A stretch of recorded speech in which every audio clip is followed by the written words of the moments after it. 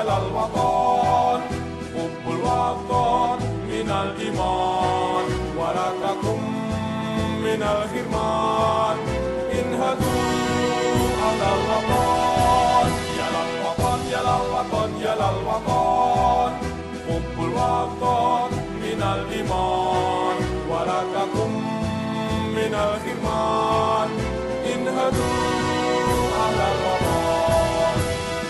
Indonesia biladi anta unwanul fahoma, kullu may ya'tika yawma qawmi hayyal qawmama, kullu may ya'tika yawma qawmi hayyal qawmama.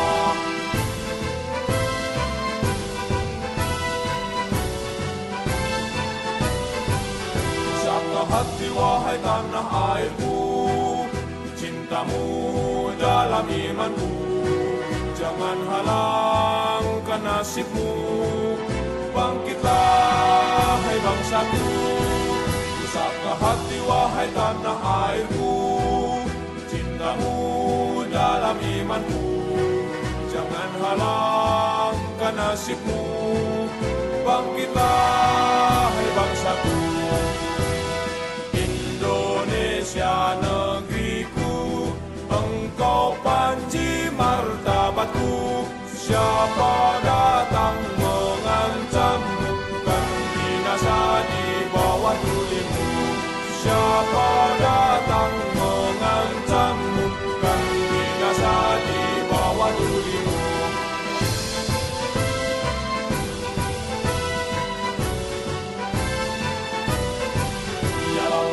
Yalal watan, yalal watan, hubbul watan minal iman, wala takum minal khirman, inhadu alal watan. Yalal watan, yalal watan, yalal watan, hubbul watan minal iman, wala takum minal khirman, inhadu alal watan.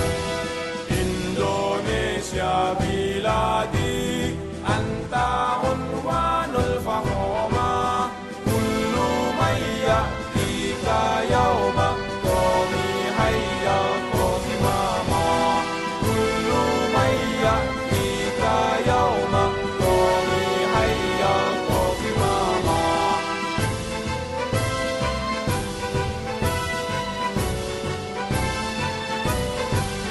Satu hati wahai tanah airku, cintamu dalam imanku, jangan halangkan nasibmu, bangkitlah hai bangsaku. Satu hati wahai tanah airku, cintamu dalam imanku, jangan halangkan nasibmu, bangkitlah hai bangsaku. Indonesia negeriku, engkau panji martabatku, siapa datang mengancammu, kan binasa di bawah tulimu. Siapa datang mengancammu, kan binasa di bawah tulimu.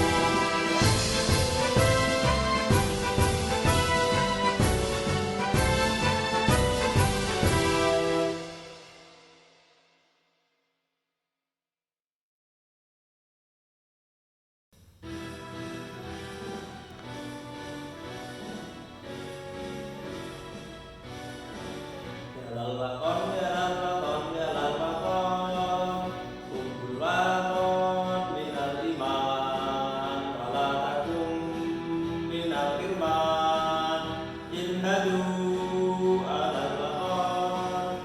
Yalal watan, yalal watan, yalal watan, hubbul watan minal iman, wala takum minal khirman, inhadu alal watan. Indonesia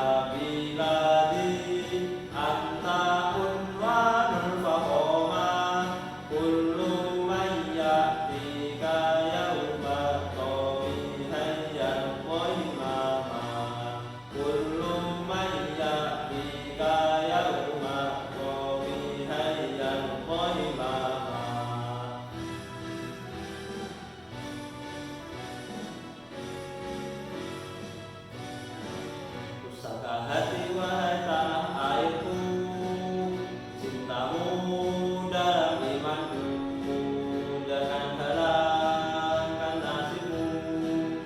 Bangkitlah hai bangsaku, pusaka hati wahai tanah airku, cintamu dalam imanku, jangan halangkan nasibmu.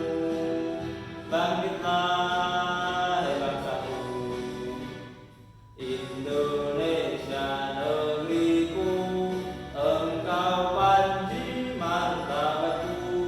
Siapa datang mengancammu, kan binasa di bawah dirimu. Siapa datang mengancammu, kan binasa di bawah dirimu.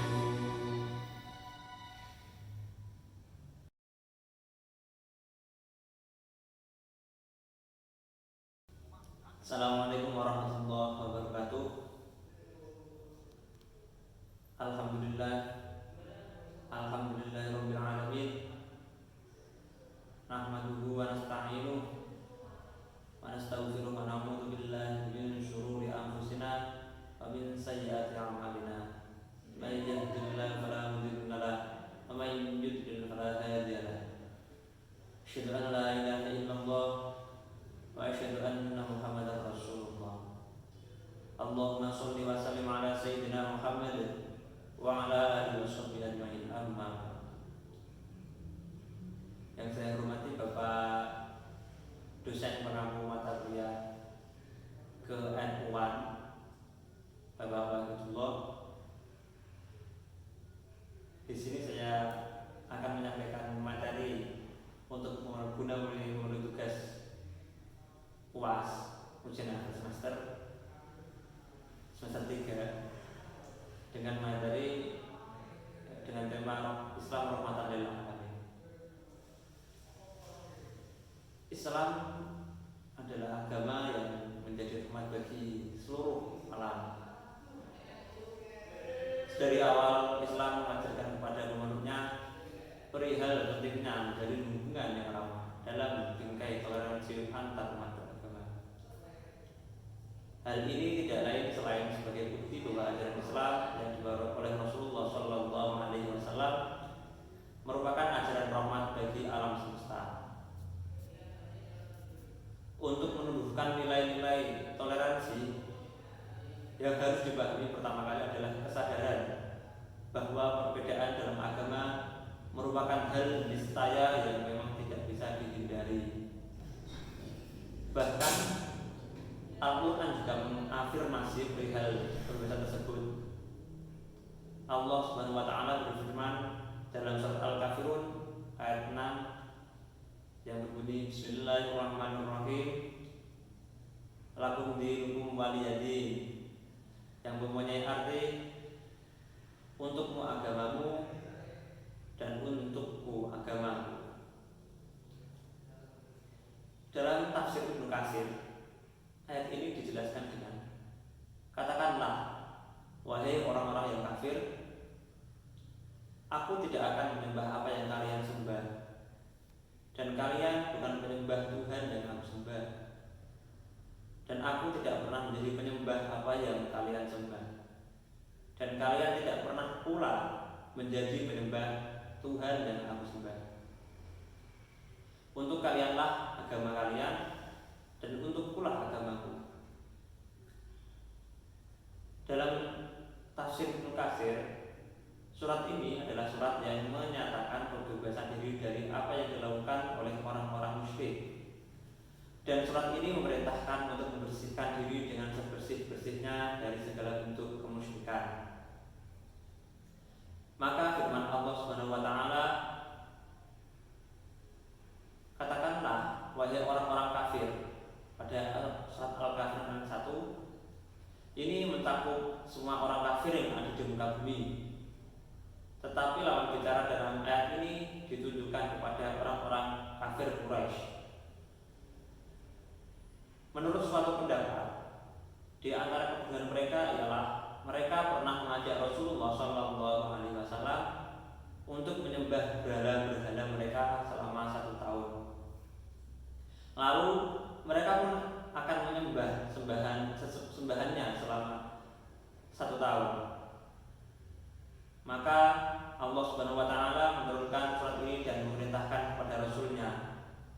dalam surat ini agar memutuskan hubungan dengan agama mereka secara keseluruhan.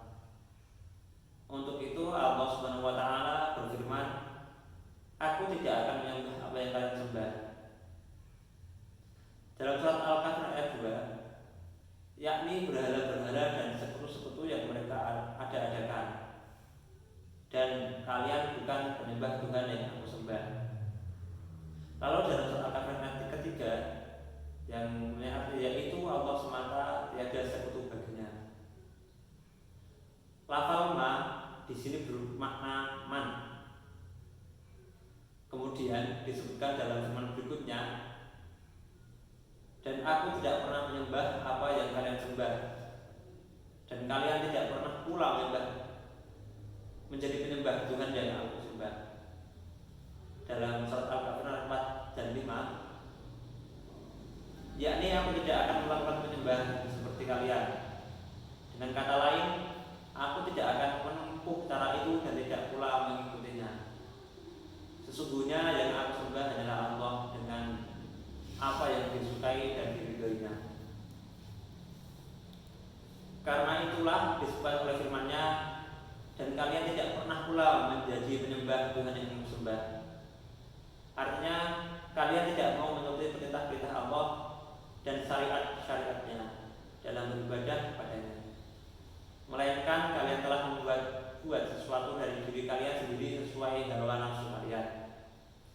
Sebagaimana yang disebutkan dalam ayat lain melalui firman-Nya dalam surat An-Najm ayat 23, yang mempunyai arti, mereka tidak lain hanyalah mengikuti sangkaan-sangkaan dan apa yang diingini oleh hawa nafsu mereka, dan sesungguhnya telah datang petunjuk kepada mereka dari Tuhan mereka. Quran surat An-Najm ayat 23. Maka Rasulullah SAW berlepas diri dari mereka dalam semua yang mereka kerjakan, karena sesungguhnya seorang hamba itu harus mempunyai Tuhan yang disembahnya dan cara ibadah yang ditempuhnya.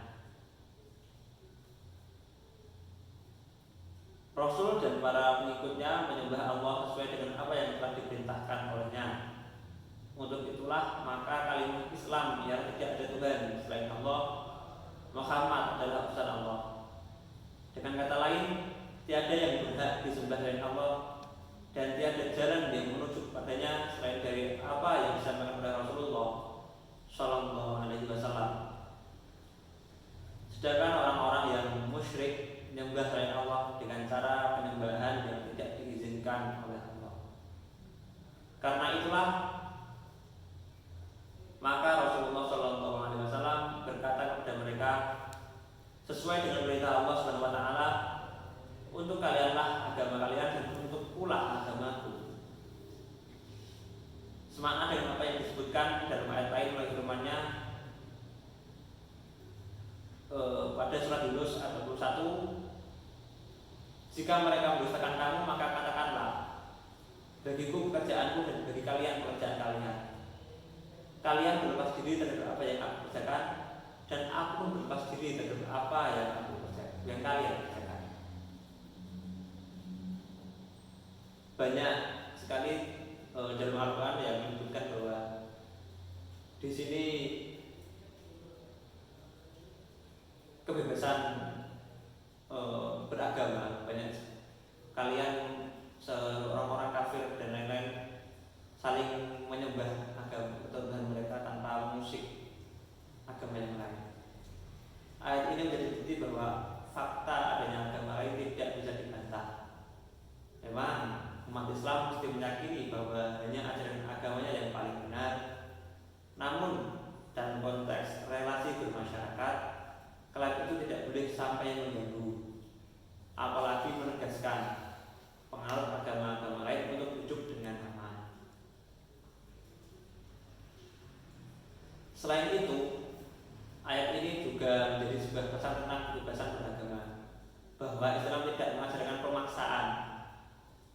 Keragaman agama adalah sebuah fakta yang niscaya, dan Islam mendorong umatnya untuk hidup berdampingan secara damai dengan umat-umat lainnya tanpa saling menjelekkan.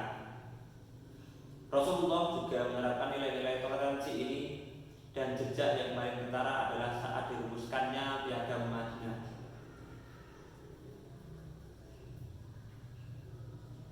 Syekh Wahbah Zubairi dalam kitab tafsirnya mengatakan bahwa sikap toleransi antar umat beragama seharusnya menjadi kesadaran bagi semua umat manusia. Sebab dengan toleransi, kerukunan bisa terjadi, kedamaian bisa tercipta, hingga meminimalisasi perilaku kontraproduktif terhadap kerukunan antar agama. Selain itu, persatuan antar manusia juga akan tercipta tanpa memandang latar belakang agama mereka masing-masing. Selain penafsiran ayat di atas, ada ayat lain yang justru menjadi dalil pokok pada spirit diutusnya Rasulullah SAW, yaitu pada surat Quran surat Al-Anbiya ayat 107. A'udzu billahi minasyaitonir rajim. Wa ma arsalnaka illa rahmatan lil alamin. Yang punya terjemahan atau arti, kami tidak mengutus engkau wahai Nabi Muhammad kecuali sebagai rahmat bagi seluruh alam. Dalam tafsir Ibnu Katsir ayat 105 sampai 107 diterangkan bahwa dan sungguh telah kami tulis di dalam Zabur sesudah kami tulis dalam Lauhul Mahfuz bahwasanya bumi ini dipusakai hamba-hambaku yang soleh. Sesungguhnya apa yang disebutkan dalam surat ini benar-benar menjadi peringatan bagi kaum yang menyembah Allah. Dan tiadalah kami mengutus kamu melainkan untuk menjadi rahmat bagi semesta alam. Allah Subhanahu wa taala berfirman memberitahukan tentang apa yang telah dipastikannya dan apa yang telah ditetapkannya buat hamba-hambanya yang soleh, yaitu kebahagiaan di dunia dan di akhirat. Di dunia diusahakannya bumi pada mereka. Selain kebahagiaan di akhirat nanti yang menjadi milik mereka. Ayat ini semakna dengan apa yang disebutkan dalam ayat lain melalui firman-Nya. Sesungguhnya bumi ini punyaan Allah, dipusakakannya kepada siapa yang dikehendakinya dari hamba-hambanya.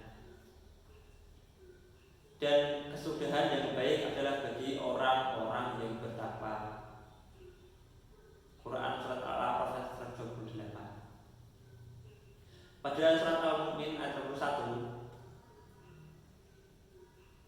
diterangkan bahwa sesungguhnya kami mengulang rasul-rasul kami dan orang-orang yang berfirman dalam kehidupan dunia dan pada hari berdirinya saksi-saksi atau hari kiamat.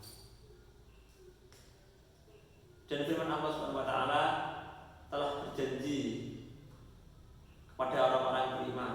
Di sini yang berjanji adalah Allah, karena ini yang menyampaikan adalah Allah.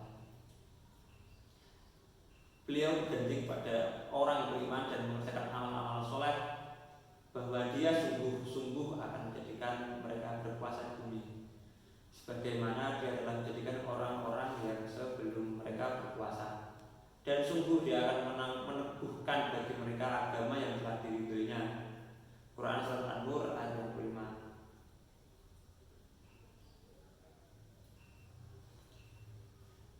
Pada ayat di atas, Allah hendak menegaskan kembali bahwa di antara tujuan diutusnya Nabi Muhammad SAW adalah untuk menanamkan kasih sayang kepada semua umat manusia, bahkan kepada seluruh alam tanpa memandang latar belakangnya. Jadi pada ayat ini diterangkan bahwa Allah mengutus Nabi Muhammad itu bukan hanya untuk kaum muslim, bukan hanya untuk manusia.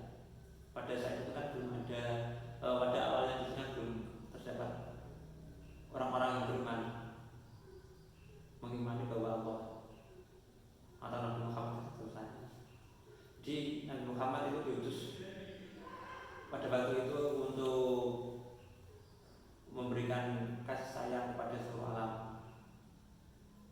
semuanya, bukan hanya dari manusia, dari tumbuhan, hewan dan lain-lain. Selain itu yang dimaksud atas adalah tidak menjadikan ilmu pengetahuan tentang agama Islam sebagai media propaganda dan pemecah belah umat. Sebab persatuan merupakan salah satu sendi-sendi Islam dan kekuatan paling solid sebagai agama yang menjunjung nilai-nilai persatuan. Hal ini sebagaimana ditegaskan oleh Syekh Jabir bin Musa bin Abu Bakar Al-Jazairi dalam kitab tafsirnya, bahwa tidak sepatutnya ilmu pengetahuan dijadikan sebuah legitimasi propaganda dan perpecahan.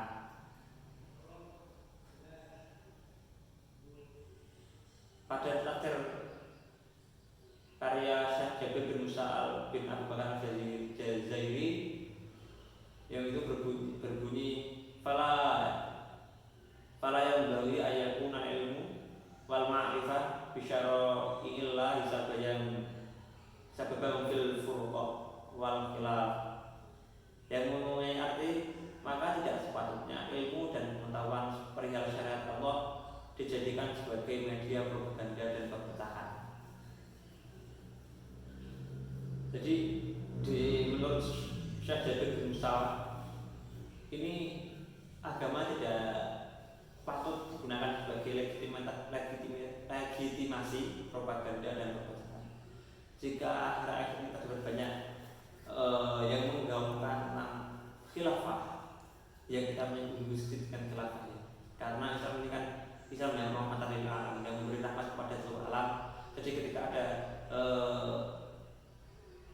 beberapa oknum yang menggabungkan tentang khilafah, yang menjadikan masyarakat terpecah belah, menjadikan runtuhnya sebuah kenegaraan, itu berarti tidak sesuai dengan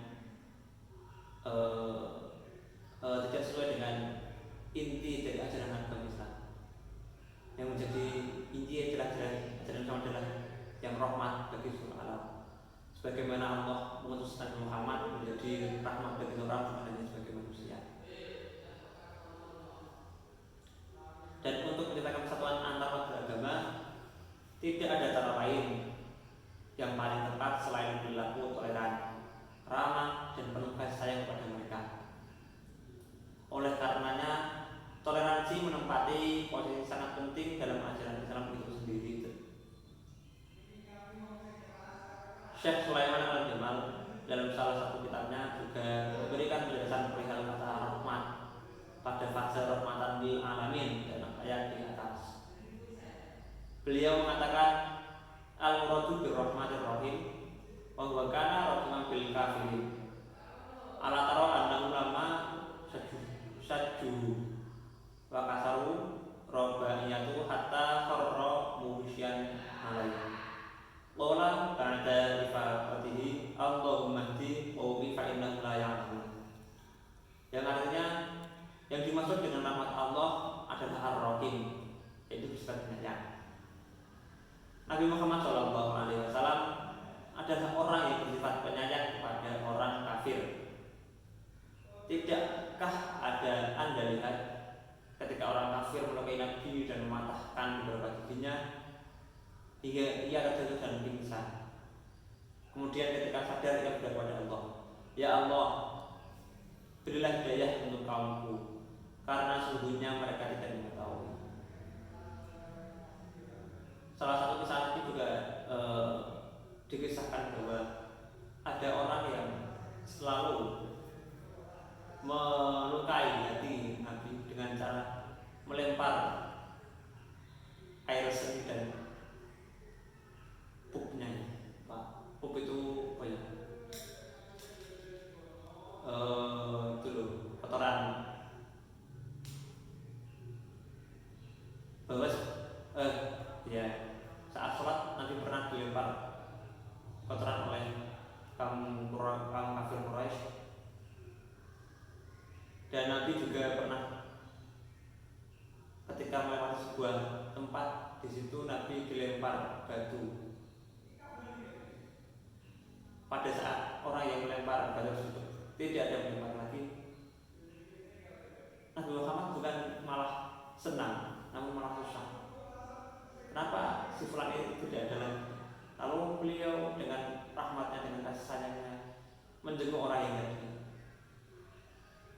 mencarinya, ternyata si Fulan ini sedang sakit.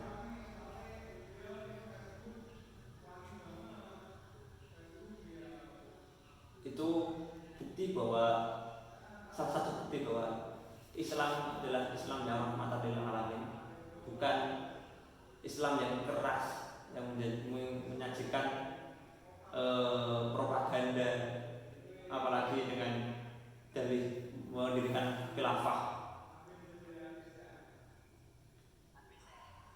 Jika dalam keadaan seperti itu saja Rasulullah bersikap toleran pada pemeluk agama lain yang menjadikan pemeluk agama lain menjadi mu'alaf dan ikut masuk ke Islam, maka sudah menjadi kewajiban dalam keadaan damai seperti di Indonesia.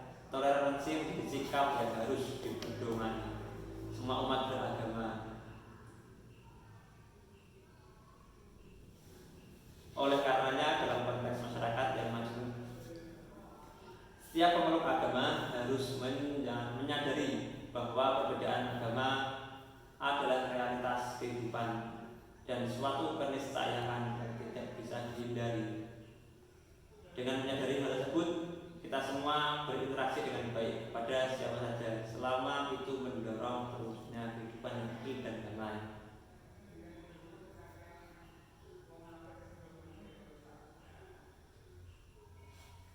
Islam sebagai agama yang menjadi rahmat untuk seluruh alam, yang menaungi semua makhluk. Di sini kenapa masih banyak sekali orang-orang yang lebih suka dengan cara kekerasan bukan dengan keramahan, padahal Rasulullah sendiri mengajarkan tentang bagaimana indahnya toleransi, bagaimana indahnya kasih sayang. Itu menunjukkan bukti bahwa Islam adalah rahmatan lil alamin ketika kita sebagai di Indonesia sendiri sebagai agama yang mayoritas bisa menaungi seluruh umat, dan itu ketika negara ini menjadi negara kesatuan bukan negara khilafah, itu menjadi negara yang mempunyai rahmat kepada seluruh masyarakat, seluruh penduduknya.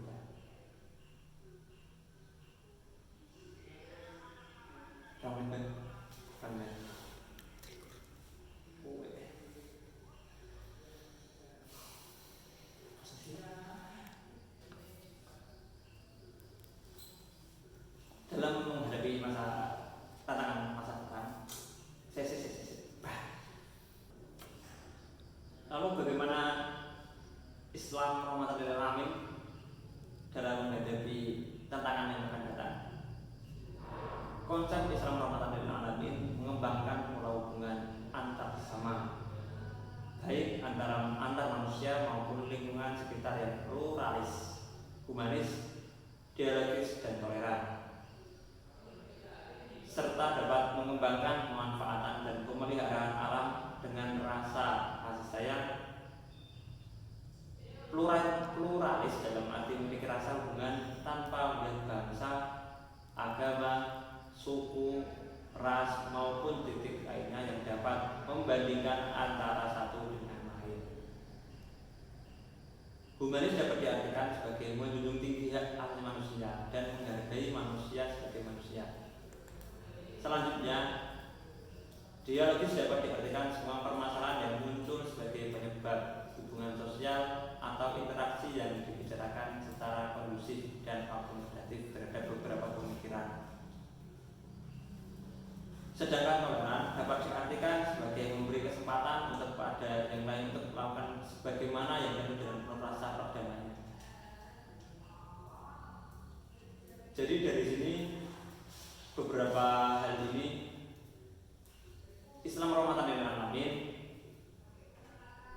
akan mengedepankan tentang pluralis, humanis, dialogis, dan toleran.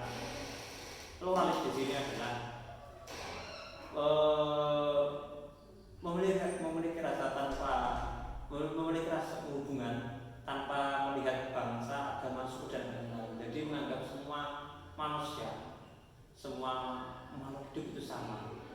Tidak ada yang suku A, suku B, agama A, agama B. Dengan pluralis ini, dengan pluralis hubungan yang berhubungan dengan orang lain dengan tidak memandang apapun, memandang bahwa mereka adalah sama-sama makhluk Allah, makhluk Tuhan. Ini akan menciptakan sebuah kehangatan, sebuah kebersamaan, sebuah kekeluargaan yang sangat erat. Ini akan semakin menguatkan citra dari agama Islam sendiri, bahwa agama Islam adalah agama yang rahmatan, yang berrahmat, kasih sayang, humanis. Yang kedua adalah humanis. Humanis dapat diartikan sebagai wujud tinggi asasi manusia. Dalam bermasyarakat, kita pasti berhubungan dengan manusia lain. Dari sini kita harus saling menjunjung tinggi hak-hak dari manusia, hak-hak mereka, hak manusia yang lain, orang-orang yang lain. Mereka punya hak yang harus kita junjung tinggi, yang harus kita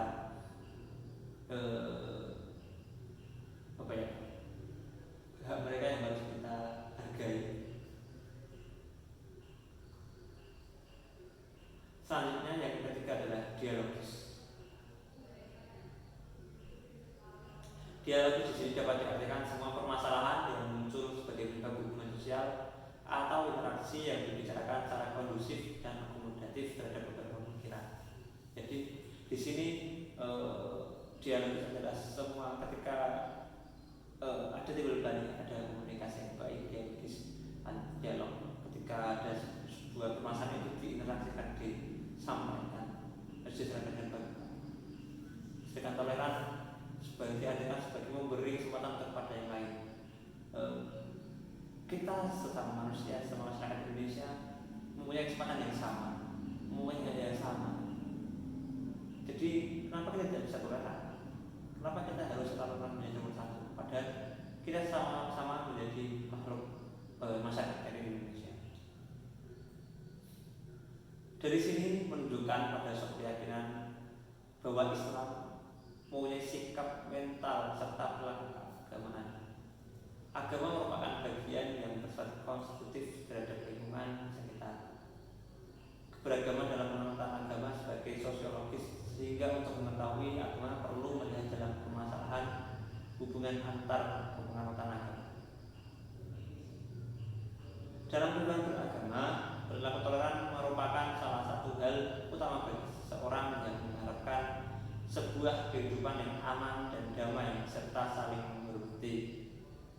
Dengan begitu, diharapkan dapat menjaga pola interaksi atau hubungan yang baik di lingkup masyarakat beragama tentang kewajiban dan hak mereka dalam bersosialisasi.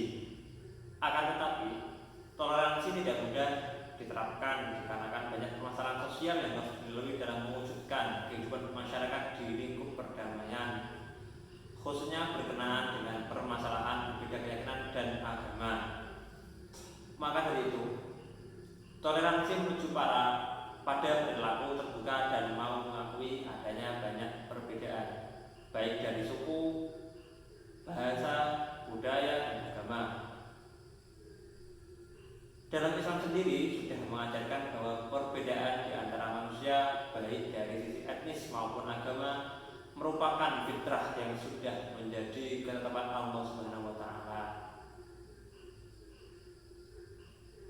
Oleh karena itu, dapat disimpulkan bahwa Islam menghargai bersosialisasi antar sesama tanpa meninggalkan jati dirinya sebagai orang Muslim, dan senantiasa berbuat baik antar sesama manusia atau saling menghargai serta tidak menyekutukan Allah Subhanahu wa Ta'ala. Mewujudkan pandangan yang inklusif dan sikap toleransi sebagai wujud dari Islam dan rahmatan lil alamin sangat dibutuhkan di zaman sekarang, di mana perkembangan ilmu pengetahuan, kemajuan teknologi, serta di era revolusi industri 4.0 telah membawa manusia untuk bisa mempermudah menyambung tali silaturahmi antara satu dengan yang lain, dan juga dapat membawa manusia pada konfrontasi. Oleh karena itu, mewujudkan sikap toleransi pada diri sendiri, sikap saling